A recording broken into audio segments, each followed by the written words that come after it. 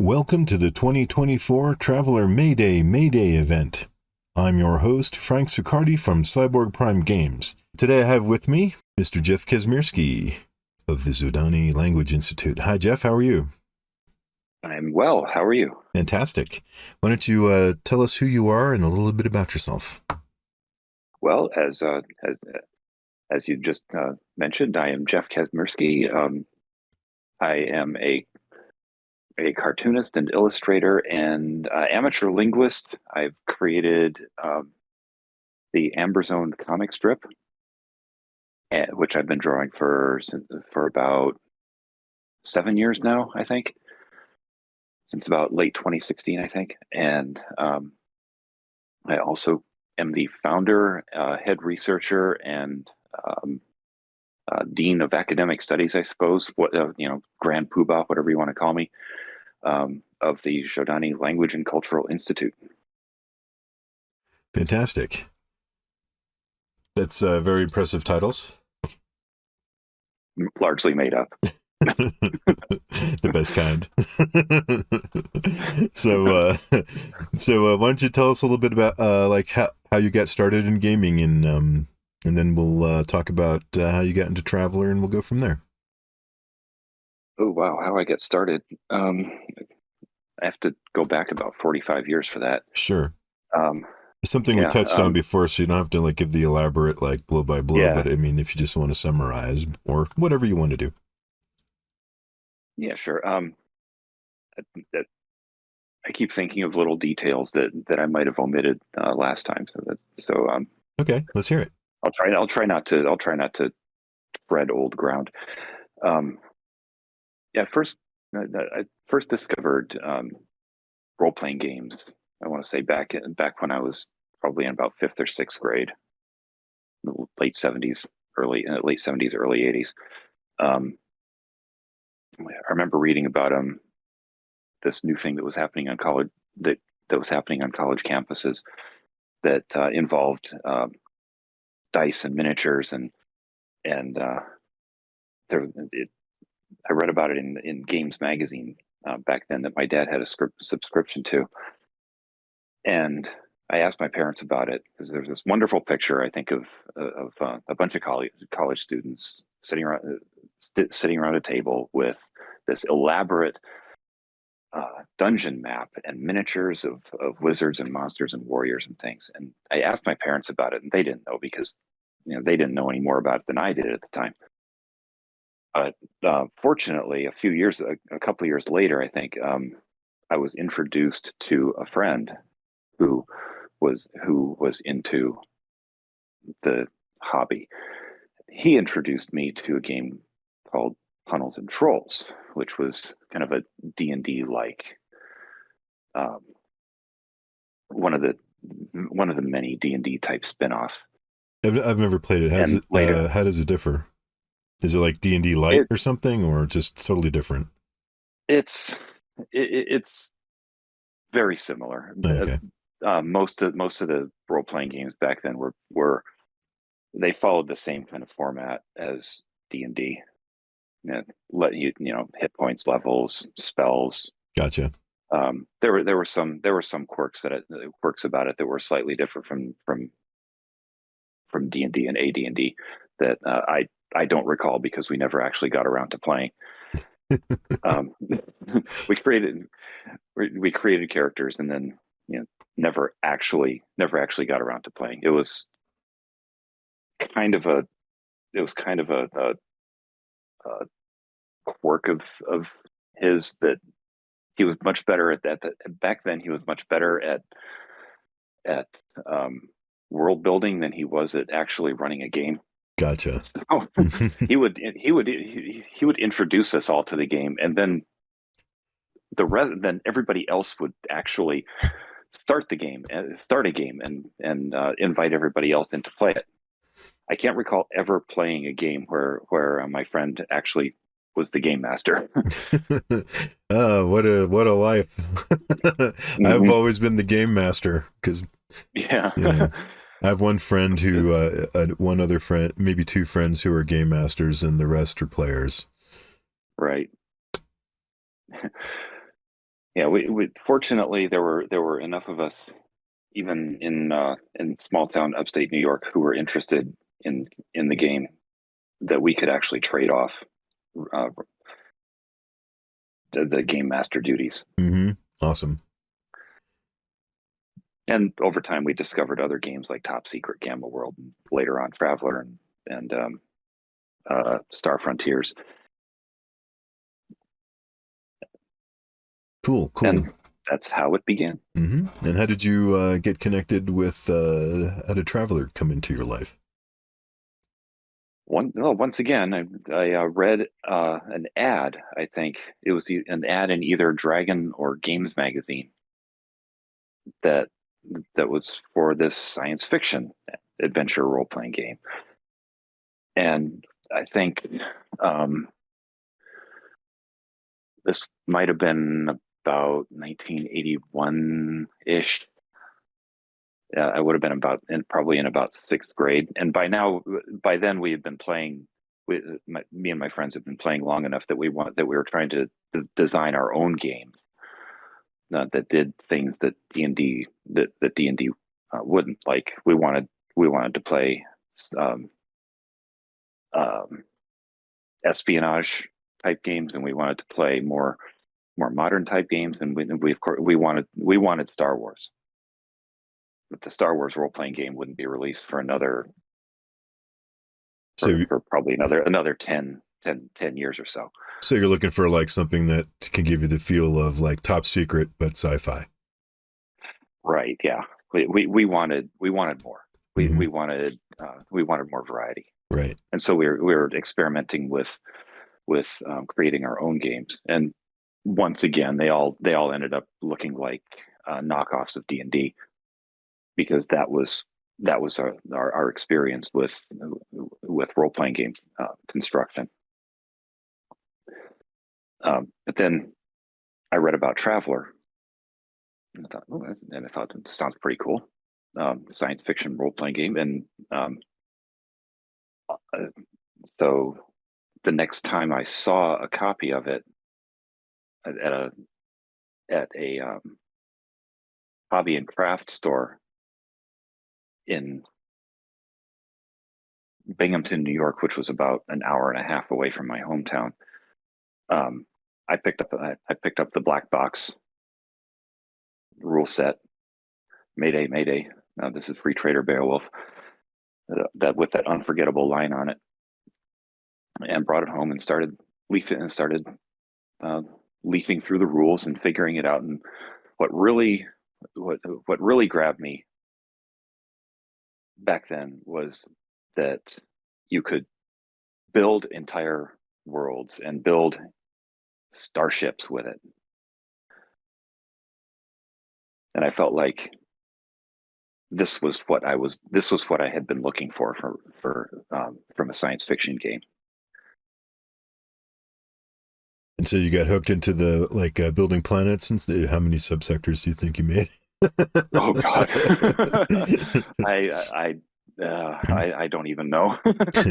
That's kind of what hooked me as well. I used to take my traveler books with me when my family went on vacation to places where I didn't have any friends, or I'd be Yeah, visiting like old relatives or, elderly or whatever, and I would have nothing to do. So, like, all on the plane or train or car, there I am making subsectors and going, how in yep, the heck does exactly. this planet work?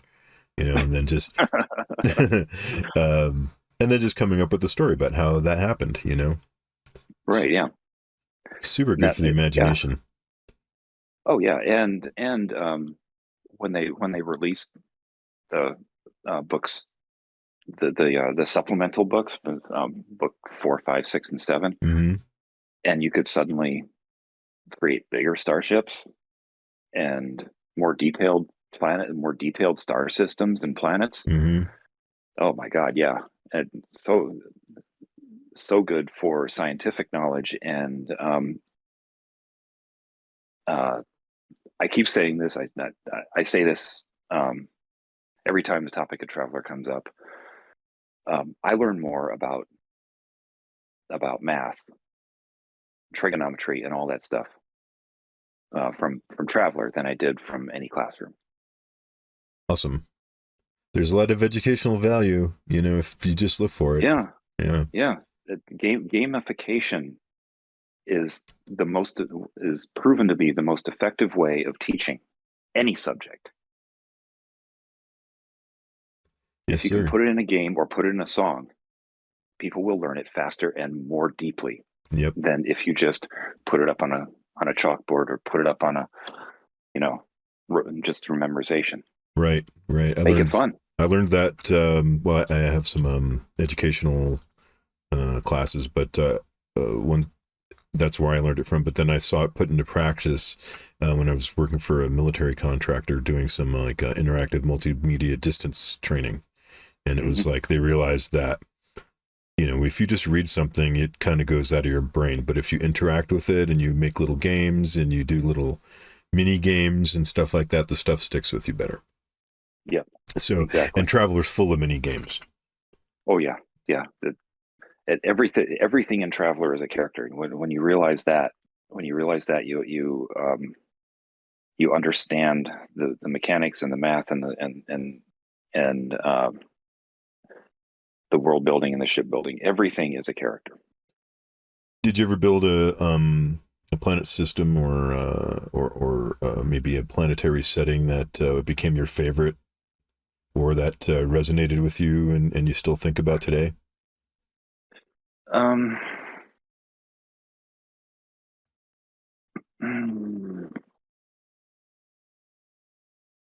Not really. Nothing specific. But what sticks with me now is, especially since Mega Traveller, and I still have the original copy of my original copy of the World Builder's Handbook. I use that as a resource for designing planets for world building for any genre, because it's so detailed and so effective at creating believable worlds that I find it indispensable, even for if you want to create a fantasy world. You start with your main world, and then you can work outward and develop the cosmology of that world. How many moons does it have? How many other planets are there in the system? How many suns are there in the system? And what does this mean for its cosmology and religious aspects? And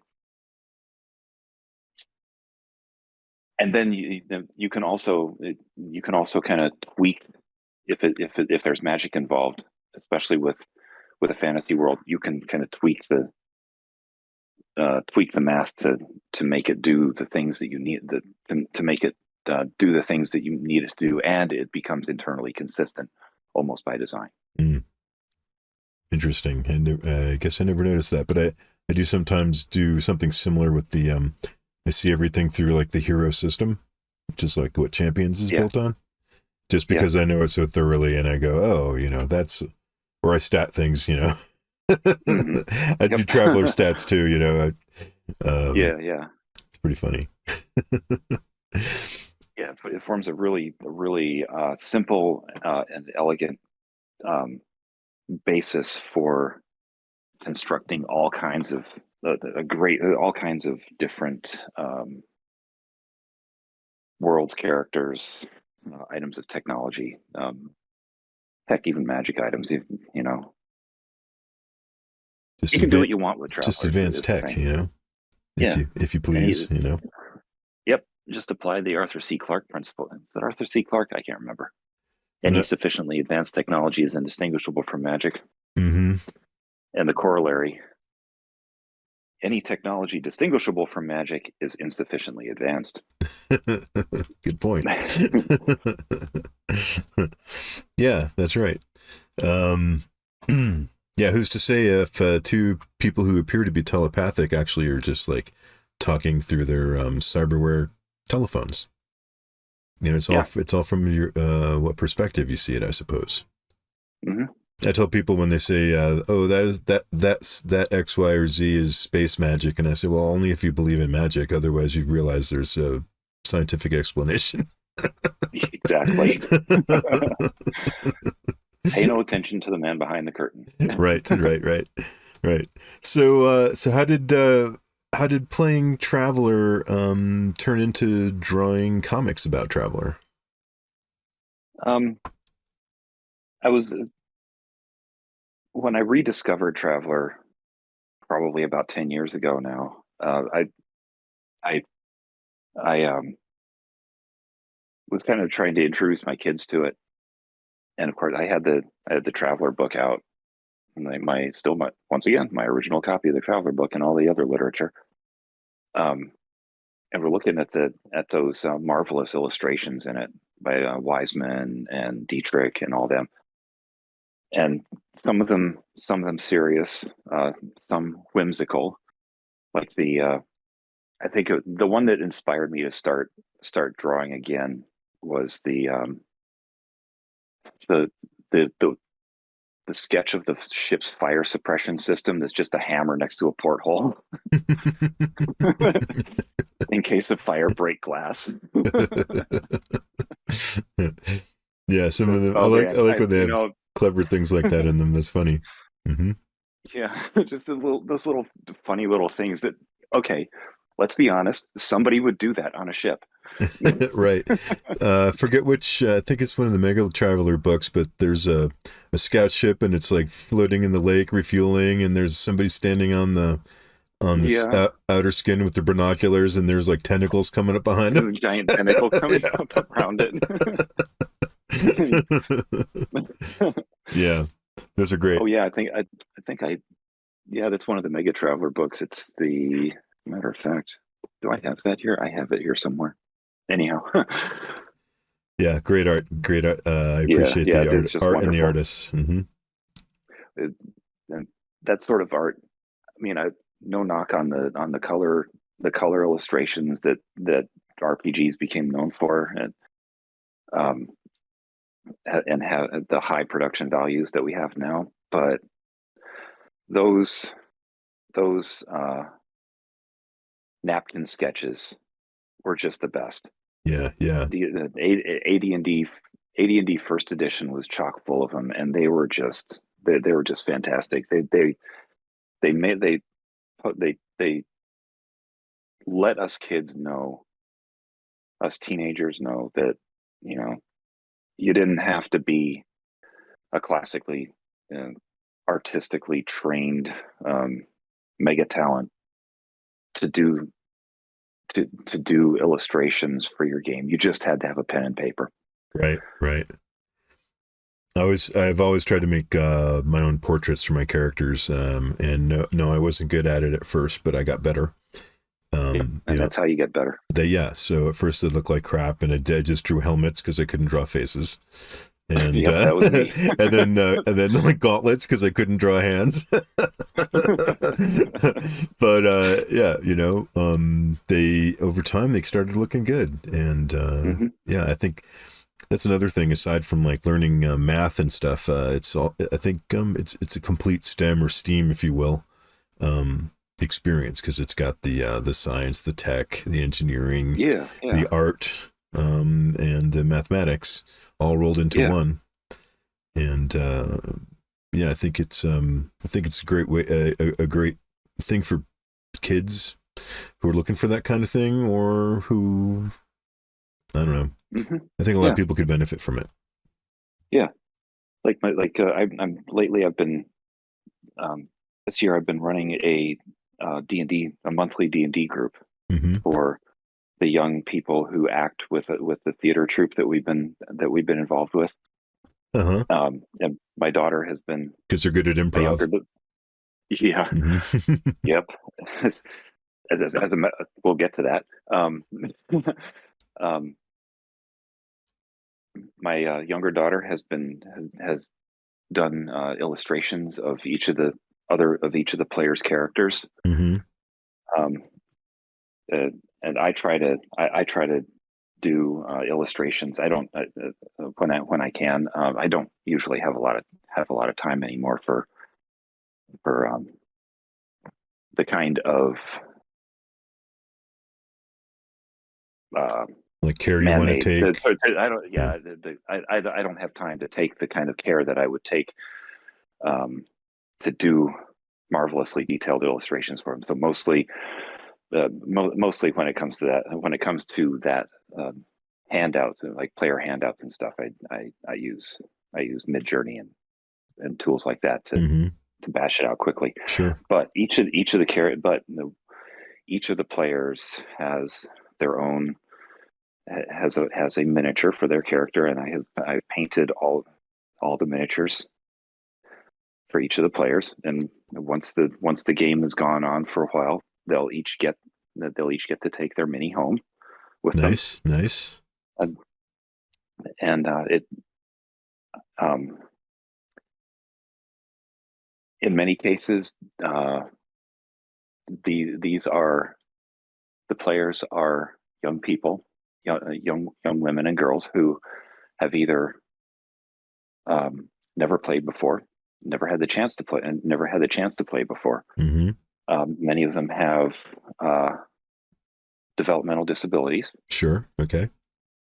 So for them, in most cases, this is the first time they've ever had a chance to do this. And I got to tell you, seeing the way their faces light up when they do well, on a roll or in a scene, and get a good result, and just the pure enjoyment of the game, it takes me back to the first time that I played. It's been such a joy. Fantastic. Good on you for spreading it around, because I feel like these hobbies will die out if we don't bring more people, if we don't continue bringing people to it. Exactly. I'm 55. I'll be a geezer soon, and I won't be here forever. but I'm trying my best. Form some like you're doing, some groups, gaming groups, and brought people who have never heard of that. Oh, I'm curious. How many? Mm-hmm. I don't want to talk about me very much, but I'm curious. Of those people, how many? Because D&D is kind of like part of pop culture and stuff. It's on Stranger Things and stuff. How many of those folks knew what D&D was when you proposed to play? I'm going to say that they all knew, because their parents are my age. Okay. Right.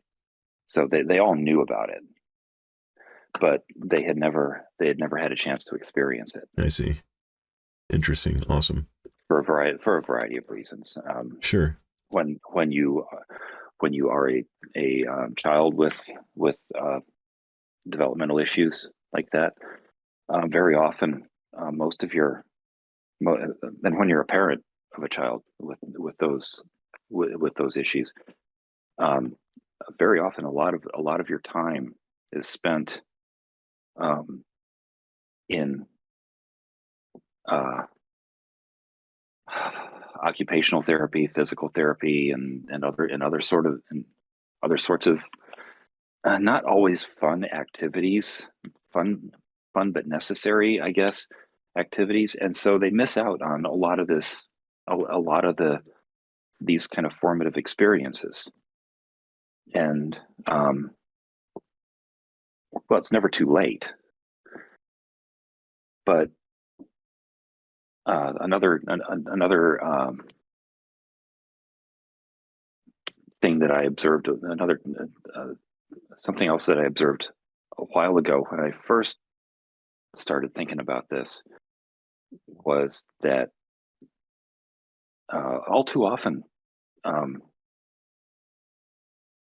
they are underestimated.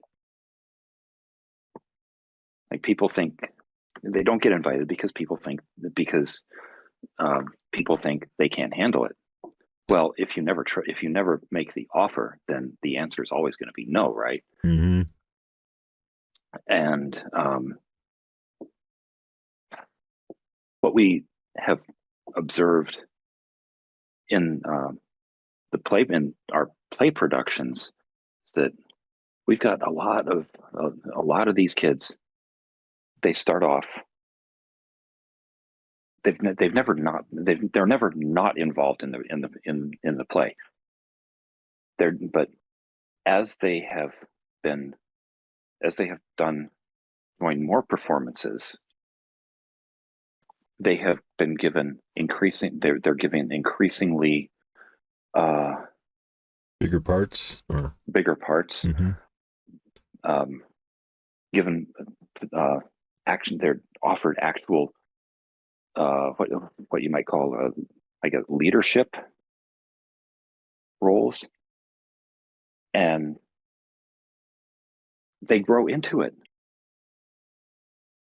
Yep, they just need to be given a chance. Yeah, cool. You just need to give them a chance, and don't never assume a lack of ability. Right. They can do it if you give them the chance. Sure, and if they're motivated, and you give them the chance. And they're motivated. That's super awesome. Good on you for doing that. That's great. Did you roll up fresh characters initially, or did you have some pre-mades that you handed out, or how did that go? I did a little bit of both. I offered everybody the chance to use pre-mades, and most of them opted not to. Most of them wanted to dive right in and create their own characters. One little girl who has Down syndrome showed up, and I said, and I told her we have some pre-made characters that you can just start playing right now, or if you want, you can make your own. She just looked at me and said, I want to make my own. Did the kids surprise you with what kinds of characters they wanted to make? Sometimes that's a little hard to say.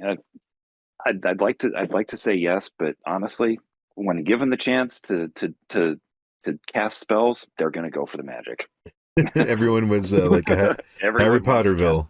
Yeah. Okay. Which resulted in a rather weak party at the start, and I had to bring in some fighters and some sword swingers to balance it out. Oh, cool. Did they understand?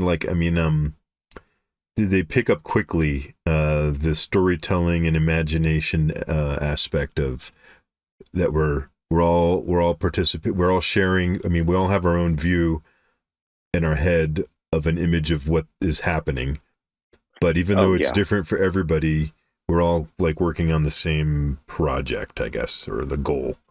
Through imagination. And how was that conveyed? And that's interesting to me. I knew from the start that I would have to I would have to make it very visual and very tactile. Thus, everybody gets a miniature, and everything that appears on everything that goes on the table has a physical component to it, right? If there's a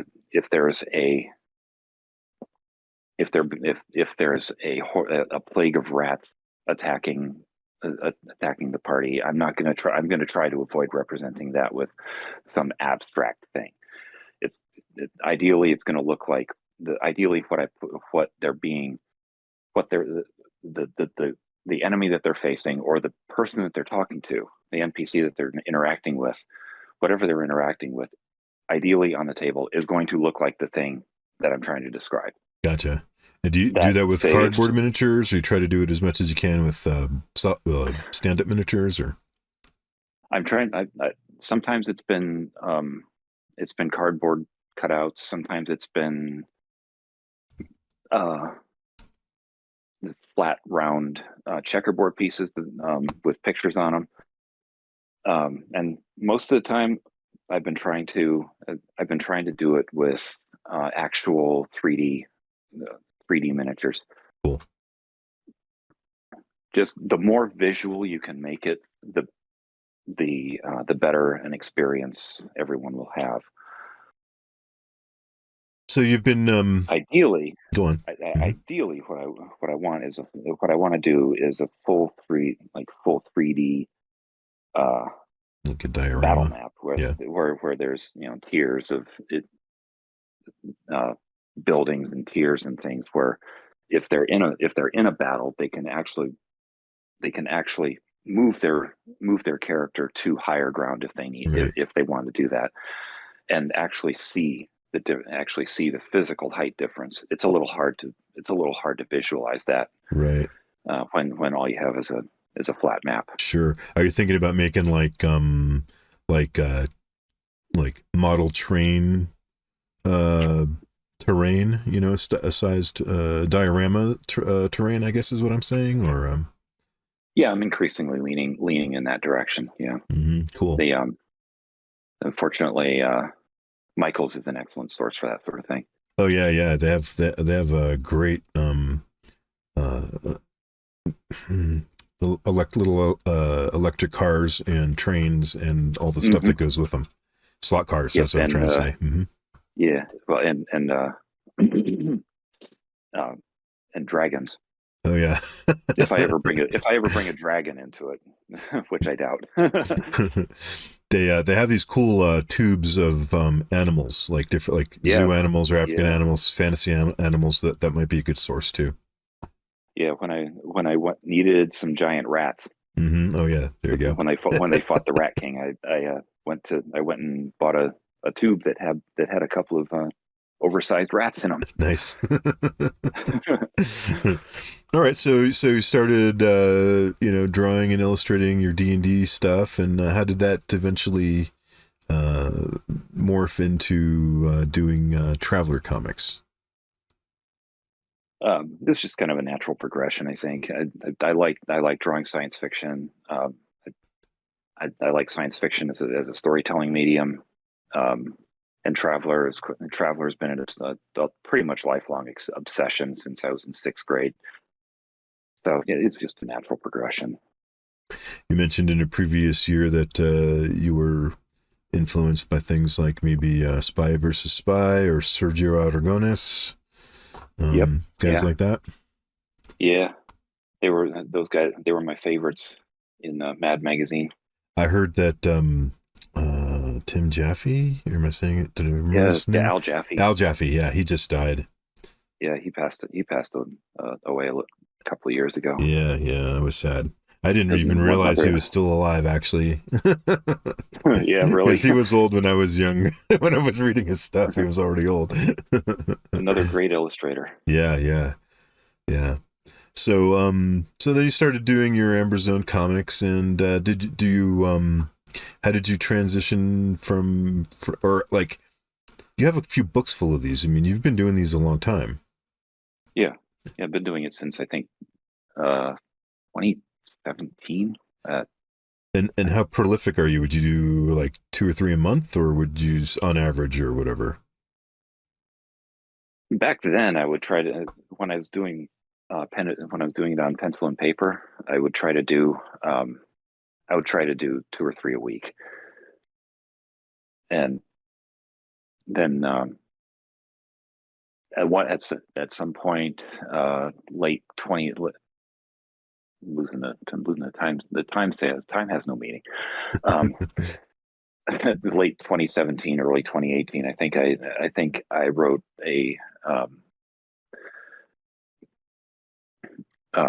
one strip that ended up being the start of a longer story, and that ended up becoming a weekly page. Once again, still doing it entirely physically, entirely pen and paper, with brush pens and markers. And that went on for that story took me through most of the next year and into the following year. And that was the First Contact series. And I noticed that you have some recurring characters? Did you develop kind of a crew of people over time, and you're like, oh, I like this character, I like that character, and then you kind of put them together, or were their origin stories always intertwined and connected? Like, did you Little of make them at the both. same time? I guess what I'm. Yeah, a little of both. At first, when I first started drawing it, I had this idea that uh well, when I first started drawing it as a strip, it was one panel comics in the style of Gary Larson.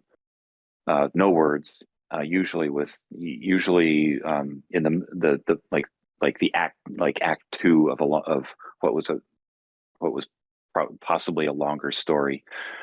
Um, and somebody was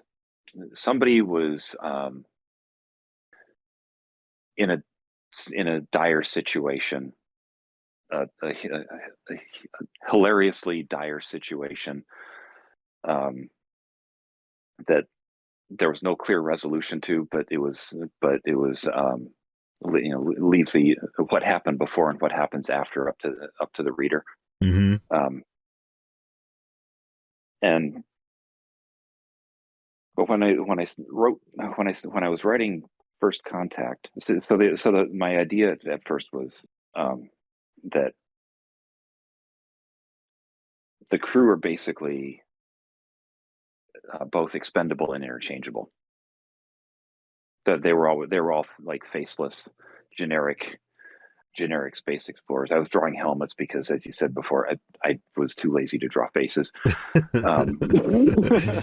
Are you saying like a character that might have been killed by a monster in one comic panel might come Yeah, back in another? He's still there as yeah, part of the crew. Gotcha. yeah, exactly. Okay. It was all just hypothetical situations for humorous effect. Gotcha. Yeah. Yes, he was chomped by a dinosaur, but what happened after? Yeah, and it wasn't necessarily linear because these were just things that happen. Right. Have you seen that? There's a little animated short of like the people call it like the life of a scout or something like that, and it's like all these little vignettes of people dying horribly in sci-fi ways. No, I have not. I'll find it and Check that out. forward it to you. I think you'll like it. Yeah, it was making its rounds there for a while. I have it somewhere. I'll dig it up because I Yeah. sent it to my Traveller players. I was like, "Is this you guys?" Stroop out, sucked out the sucked into Resemble the that. engine intake or like whatever. Yeah, yeah.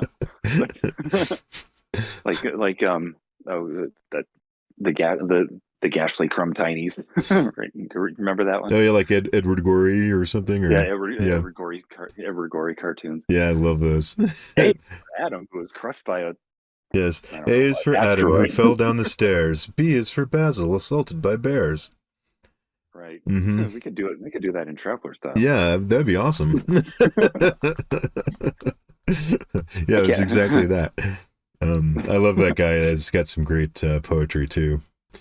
Yeah. But Um, back to the characters. yeah. Yes. I after a while I started noticing that like some of them were turning up more than others, and like the at first the shape of the visor and the shape of the helmet kind of dictated the personality of the character. Like the captain had the chevron, the downward chevron facing helmet because he was always kind of grumpy. You're right. Okay. Um, Mm-hmm. yeah, the engineer had the sort of bucket shaped helmet with the you know, with the with the upturned visor because well he confused the stereotypical confused engineer, and then there was the third character. I only had three at the time. Then there was the third character who had a kind of a roundish helmet with the round visor, and that character became kind of like the goofball, right? Mm-hmm.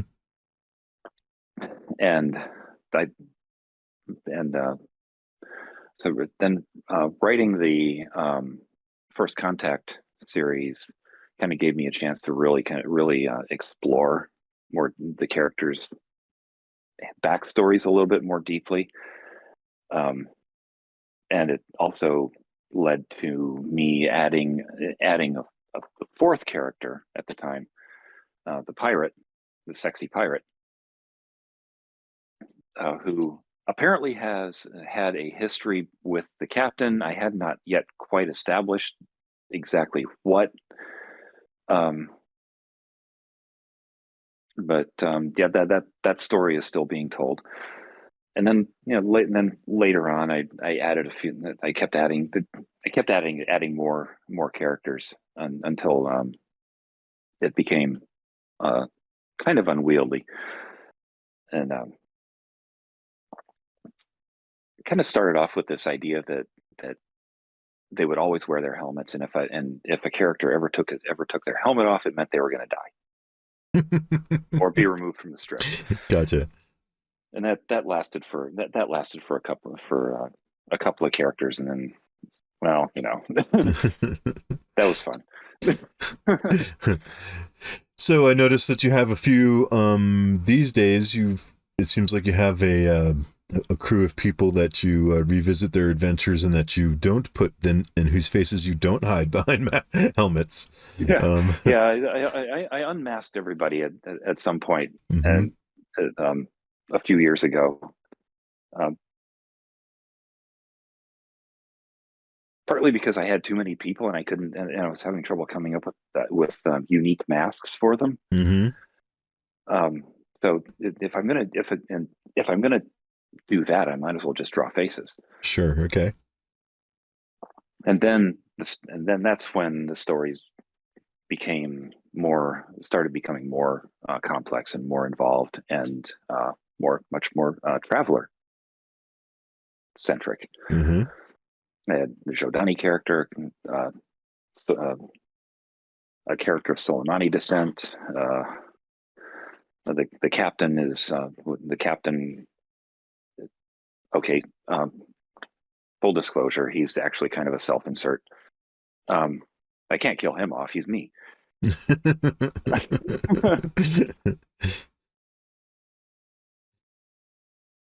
He's basically your standard traveler character raised raised in Villani heritage.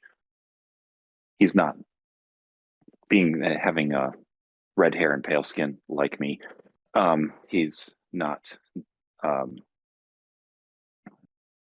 he's not really pure Villani, obviously, because they're dark, but yeah, he still culturally has that sort of baggage. Sure. Okay.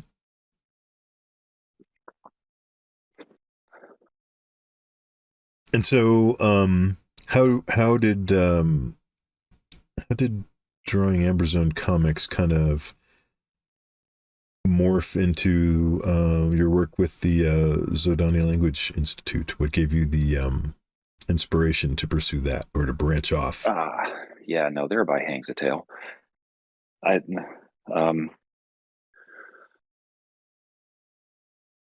When I was kind of developing Isabella's backstory, she's the pirate, and now the second in command of the scout ship. I came up with a bunch of different crew that she had flown with, and among them was a young scion, a young clairvoyant character who, at the time was just I just gave her the name Claire as kind of a joke, and also as a trope to, the linguistic trope to kind of remind me of who she is. As I was developing the crew, and when I inserted her into a later story, where the first time they go to visit a dinosaur planet, I discovered that she is not just psychic, which was an interesting feature in itself, but how does she get there? Why does she have these talents, and what's her story?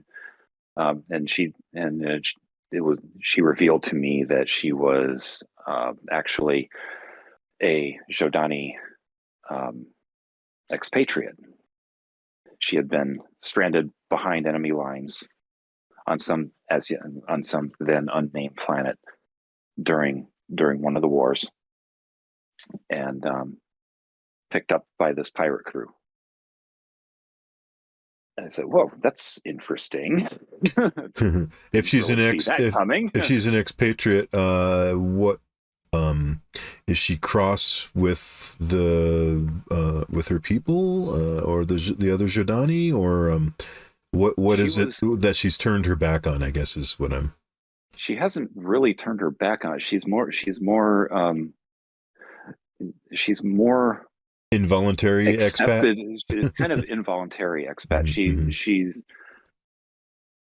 She spent several years hiding out on a backwater planet, evading capture, until she was picked up by this pirate crew. And this story is still being written, and I have a graphic novel that I've been working on about her backstory that I've been working on for several years, and it's called Scion. It will eventually be released. I have so many. One of the perils of being a storyteller is you have too many. But she's kind of accepted that she probably won't be able to get back home, which is actually kind of a problem, because she's a telepath in a region of space that really doesn't like psionics, and she was injured during the war, and she has a traumatic brain injury that is getting progressively worse and will eventually probably kill her. That could be a quest to seek the medical treatment, that is the quest. That is the topic of the current story that has been progressing more slowly than I like. On the other hand, sometimes losing a character has poignant moments. So yeah. So how did that come to the Language Institute? Back to it. I realized that if I was going to tell her story properly, I had to know her language, and I had to know more about the Zhodani people. And that began, I think, in 2020. I started a project where I would explore more about Zdetl, and add words to the vocabulary, because at the time all we had was really the words that were listed in the alien modules, and I think there were maybe about 110 words, most of which were names of ships and historical events and things like that. Mm-hmm. So I realized that if I was going to do this, tell her story, I had to know more about her people and the culture that she comes from. And did you find a lot of source material for that? Well, fortunately, we do have the alien modules. Okay, right. but that was really about it. Mm-hmm. Fortunately, it was enough. And I have the GURPS book, I have the Mongoose book, and I have the original GDW book. So that's enough to get started. And I started adding words, and mostly it was at first it was mostly just kind of like random words that sounded plausible.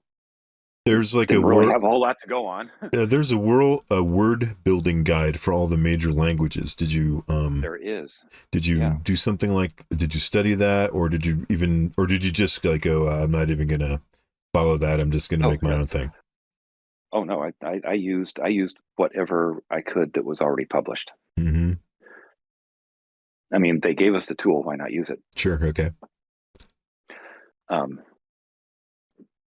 And so, over the course of the summer, I think I added close to 400 to 500 new words to the overall vocabulary.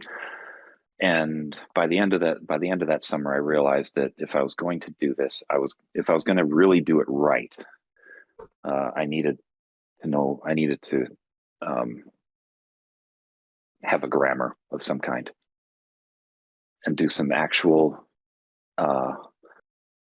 linguistic derivations and etymological constructions, and get really hardcore with the linguistics. Now, I am not a linguist. I'll be the first to say that I am not. Linguistics is not my field of study. I'm just a middle-aged guy who discovered Tolkien when he was in junior high school and thought creating languages is really cool. Right. So you have an interest, but not an expertise. Yes. It turns out that's all you need. That is all you really need. You don't have to be a philologist. You don't like Tolkien was. You don't have to. It turns out that you don't need to be a trained linguist to develop a language. You just have to know where to find some. Oh. Who can help you. And so I did. How did you find linguists? I put out the call on I think the headquarters. Oh, okay, cool. Actually, yay, it was useful to someone. Yeah, but I think I put out the call to amateur linguists on the headquarters, and anyone who wants to get involved in this project. I'm not a linguist. I could, but the language is growing beyond my ability to continue doing it on my own. It's obvious I'm going to need to do it by committee. I can't. The other thing is, if you're doing it, you can't. If you're creating an alien language, any that mirrors a natural language. If you're creating a conlang that's supposed to look like a natlang, it can't. Ideally, it shouldn't, at least, look like one person created it, because that's not how languages evolve. Otherwise, you get Esperanto, and I didn't want Esperanto. I wanted Zdetl to look and feel like a language that had grown naturally and been standardized later, because that's what it is. And so I put out the call, and I got a few volunteers. I got a few people to sign up, and they brought more people in, and more people, and our friend Maxim Smelchak put me in touch with a couple of other linguists, and now we've been doing this for just over 3 years. We have regular discussions. We have a weekly chat session where we talk about Zhodani culture and the Zhodani language, and make plans for the future and what we like to see, what sort of projects we want to create next. Awesome. So now you're on, and I'm proud to say the language has grown to over 2,100 words. It's kind of stalled out for the moment because I'm in the middle of putting the final edits on the next book, but it will continue to grow. How many books do you have? on Zdetl? Just two at the moment. I have beginning Zdetl and a small dictionary that was published that was published and last updated about two or 3 years ago. It's about half the size of what the language is now. Are you going to put out like a cultural guide, or are the cultural information embedded in those other two books? The cultural information is embedded throughout the books. I find it like any good language textbook. I drew some inspiration from the high school German textbooks that we had, which always had introduce the language by way of introducing the culture and the society. Mm-hmm. So it kind of follows that format. And I'm not big on exercises. I tests and quizzes at the end of the chapters. I hate writing those things. But they're there just because they're there just for practice. Mm-hmm. I much prefer. I don't think it's a terribly effective way to teach a language by having quizzes. I think you learn it better by conversation and actually using it. Mm-hmm. Which the next book, Conversational Zdetl for Anglic speakers, leans a lot more heavily into that aspect of learning. You should do a Zdetl Berlitz style. Buenos dias or whatever. Well, yeah. This next book does have that sort of useful, conversational phrases. Good morning, okay, good cool. evening. Mm-hmm. Are you well? That sort of thing. Cool. Awesome. And what's so you said you're editing the next piece. What's that going to be? Oh, that's that's conversational. Conversational, right. Okay, I got that. Sorry. And I'm planning it for release on May 1st this year. Oh, cool. Hey, I'm super happy that people are getting together via my Facebook group. That's rewarding to me, and thanks for telling me about that. I really believe in like networking and connecting with other people and providing venues for that. So I'm happy to hear that that's going on in some of my spaces. Awesome. I've met quite a lot of good people there. Oh, great. We're coming up on 1,900 members. Yeah. Another 50 or so people, and we'll hit 1,900. So let's see. What else do I want to ask you? So we talked about what you've been up to in the last year. We talked about what your future plan is. You got anything else in the future coming up? Any other projects planned out? Nothing set in stone. One thing that I want to do is put the dictionary online, and I haven't had time to really work on that with all the theater stuff and the book editing. But that's the next phase, is putting the dictionary online so that anyone can access it from anywhere. And Max I'm in touch with him for putting a sort of a traveler Wiktionary up. Oh yeah, cool. I think he's involved with the Traveller Wiki. Yeah, he is. We're gonna put. I've talked to him about putting both Zdetl and Villani on a Wiktionary format, so that anyone from anywhere can go and look it up, can go and look up words and learn to use the language. I would like at some point to put recorded lessons on a subscription basis on YouTube. Oh, cool. That's kind of a medium to long term project. Because I think this next book is going to be my last the last time I do a formal instruction book. It started as a simple rewrite of the first book, and it ballooned into, oh my God, there were a number of things happened that led to it becoming a completely new book.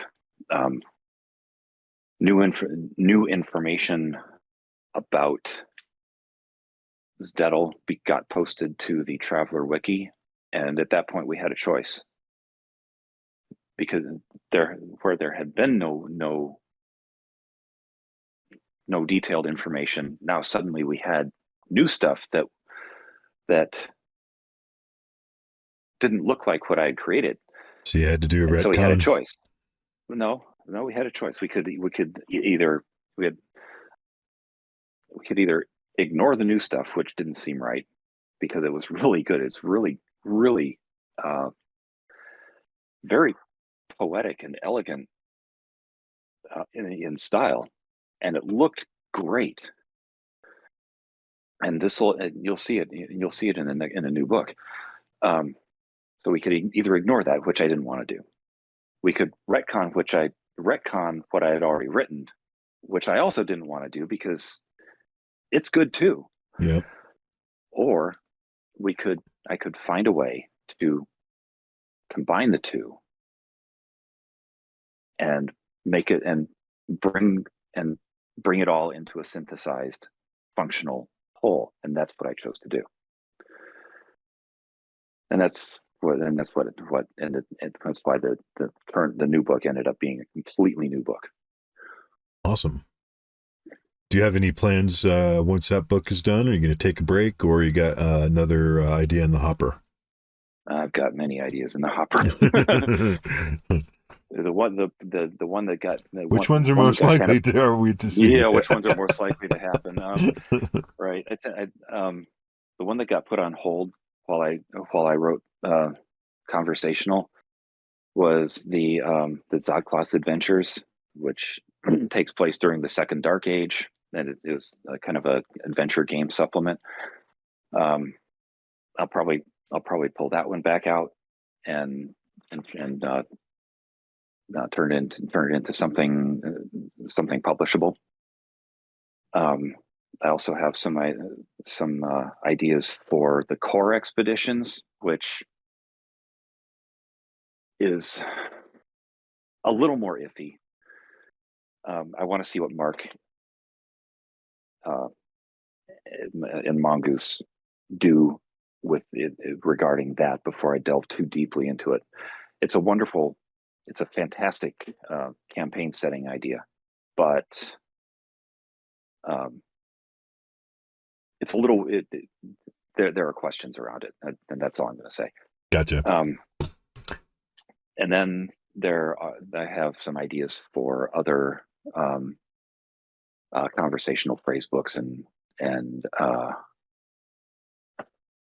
things like that, like just the little, like this sort of travel phrase books that you might get, like, if you're visiting Korea for the first time. We still have a Korean. I still have a Korean phrase book that my wife picked up when she came to visit me in Korea. It's like how to find a hotel and the hospital and order food and the taxi and stuff. Yeah. Where's the bathroom? Where's the bathroom? This food is too spicy. Things like that. Right. Romantic Zdetl might be a good one. Yeah. That's one that's been one that's been on the back burner, is Zdetl After Dark. Mm-hmm. I like that. That's funny. Yeah, there you could you could make real, fictitious things based on like real life stuff. Yeah. So. Another thing that I want not just me, but other people do, is actually writing fiction. Mm-hmm.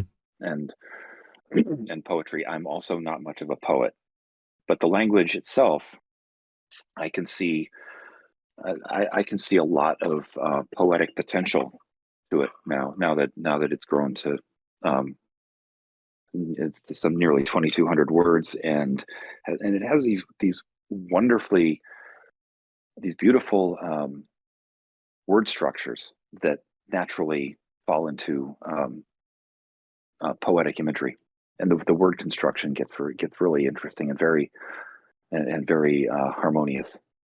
Can you do you have a phrase that you have practiced that you like to say in Zdetl? Unfortunately, I don't. um, I would like to order well, some okay. chocolate cake. Yeah. Where's the Well, bathroom? last week we were talking about poetry, and just for fun, I translated "Twinkle Twinkle Little Star," Mm-hmm. which um, which is I don't know if I don't know if "Twinkle Twinkle Little Star" would be a nursery rhyme on Zdetl. It might be. I mean, everything in a language is not going to be technical documents and you know and that sort of thing. There's most of most of what players find in in a game in a game or in writing as a feature in the world is going to be letters to mom or a cute little dog roll like that. So "Twinkle Twinkle Little Star," at least the first line is "Vajda Vajda Blezdache." Cool. And translated, that is loosely translated, that "va" is shine. "Shda" is the imperative ending, which is not like your which um, has layers of meaning.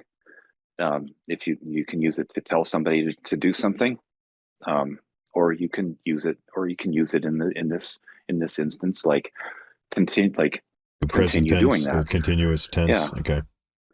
And "vlezd" is star, and "ach" is a diminutive suffix, and then we just add the extra syllable at the end to round out the meter. That's very cool. While you were talking about that, I was imagining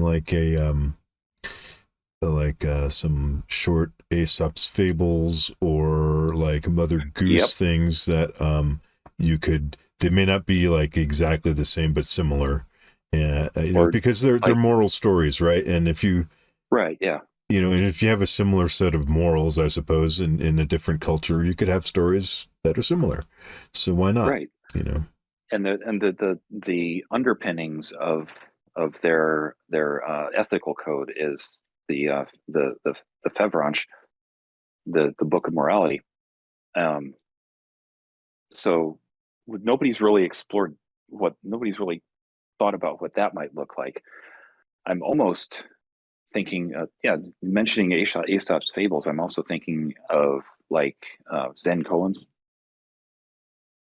where where they're telling the story. They tell the story of the student comes to the Oh master yeah, and yeah, yeah. No, I asks the love question, those. right? Yeah, Yeah, it's funny because normally when you go to a hotel, they have a Gideon's Bible. yeah, But if you go to Colorado, there's a big Buddhist communities up there, and so there's like these Buddhist books with stories like that, like these parables. Take this rock to the down to the market and see how much money you can make it for it, and if someone won't give you any money, then yada yada, and then you learn a story through or a lesson through the parable, and that would be cool to do that with yeah, Zhodani, yeah, yeah. for sure. And that just goes to teach you, don't snoop around in other people's brains or whatever. That's Or right. like Without their permission. Yeah, without their permission, right? And that's why we don't do this or whatever. exactly. Yeah.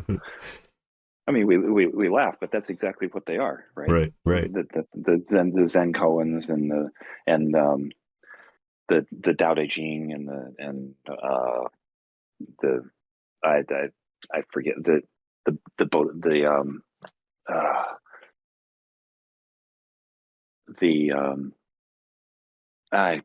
the name escapes me. The Hindu. The Bhagavad Gita. Yes. Mm-hmm. Yeah, I mean that's exactly the sort of thing that I think would be fun to look into. Yeah, cool. If you ever do, let me know. I'd love to see it. I like to collect stories, so yeah. Yeah. All right. So, do you have any socials that people can follow you at, or like go help out with the next version if they're linguists who are listening, or if sure, you can always look up the Zhodani Language and Cultural Institute on Facebook. I'm considering moving it to a WordPress blog. I have yet to determine the structure of that, so don't look for it yet. Okay. Make sure there's a comment section. Yeah. Yeah. All right. So Facebook, Zhodani Language, is it Language and Cultural Institute? I'll spell it out like that. Yeah. Okay. So that's the best way to find you on the Facebooks. All right. And what about how to get your stuff? Like, where can people find your books, with your comics, things like that? Yep. The books and comics are all available on lulu.com. If you search for me by name, you'll find all of them. All right. I'll put a link. You can also search for either Amberzoned or Zdetl. All right. I found it through searching for Zdetl. Is how I found it. I'll also put links in the description to this video, so people can just click and go directly there, and to your Facebook page as well. Very good. Cool. Is there anything else you'd like to talk about, or you think we missed? Mm-hmm. Oh wow. I didn't mean to put you on the spot. That's right. No rush. Oh, this is gonna all be edited out and rearranged later. So yeah, edit out the quiet parts. Yes.